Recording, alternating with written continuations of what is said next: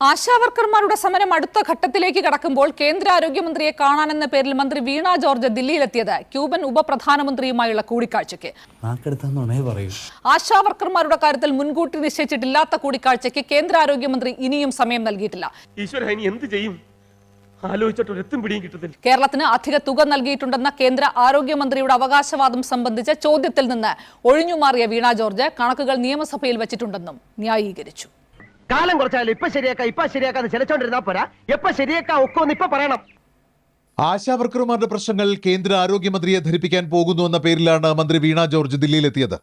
എന്നാൽ കേന്ദ്രമന്ത്രി JP നദ്ദയുടെ ഓഫീസിൽ ഇങ്ങനെ ഒരു കൂടിക്കാഴ്ചയ്ക്കായി നേരത്തെ ഒരു അപേക്ഷയും നൽകിയിരുന്നില്ല.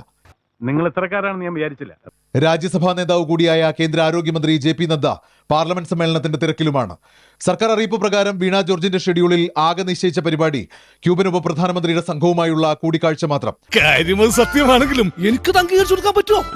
ദില്ലിയിലെത്തിയ ക്യൂബൻ സംഘത്തെ കാണാൻ മന്ത്രിമാരായ KN ബാലഗോപാലും അബ്ദുറഹ്മാനും വീണയ്ക്കൊപ്പമുണ്ട്.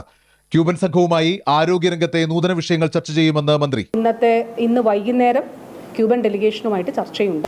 എന്നിട്ട് അപ്പോൾ അത് വലിയ ആരോഗ്യ മേഖലയിൽ വലിയ ഒരു മുന്നേറ്റം സാധ്യമാക്കുന്ന ഗവേഷണത്തിലൂടെ ഇപ്പോൾ ലങ് ക്യാൻസർ വാക്സിനൊക്കെ ക്യൂബയുടെ ഉപരോധം നിലനിൽക്കുമ്പോഴും USA അമേരിക്കൻ ഐക്യനാടുകൾ ക്യൂബയിൽ നിന്ന് ഈ ലങ് ക്യാൻസർ വാക്സിൻ അവരുടെ ക്ലിനിക്കൽ പരീക്ഷണത്തിന് വേണ്ടിയിട്ട് ലഭ്യമാക്കിയ സാഹചര്യമുണ്ട്.